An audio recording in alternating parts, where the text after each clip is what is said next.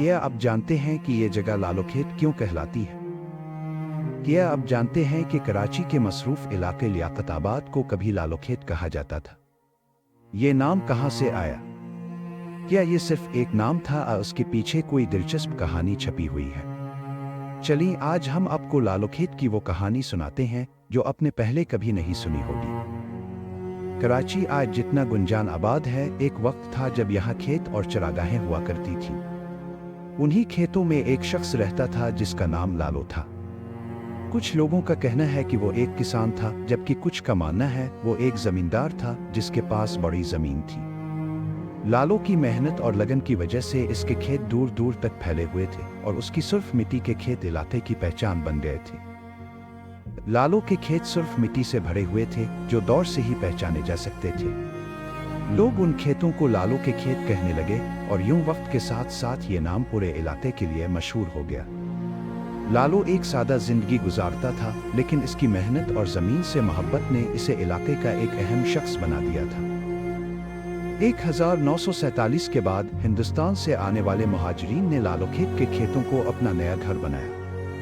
ये लोग अपने साथ न सिर्फ अपने सामान बल्कि अपने ख्वाब और उम्मीदें भी लेकर आए थे।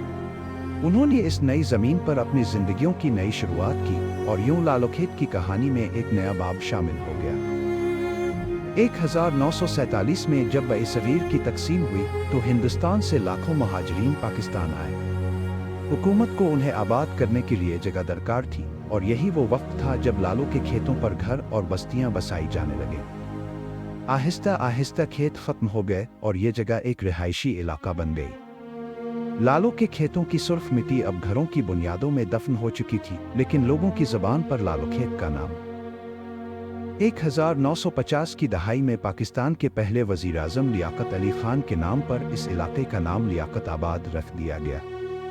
लेकिन जिन लोगों ने इसकी पुरानी शक्ल देखी थी वो इसे आज भी लालोखेत के नाम से याद करते हैं। ये नाम आज के लियाकत आबाद में लालोखेत की सकाफती मीरास जिंदा है। यहाँ की गलियों में रिवायती खाने के स्टॉल, रंग बरंगी बाजार और मुख्तलिफ सकाफतों के लोग आपस में घुल मिल कर रहते हैं।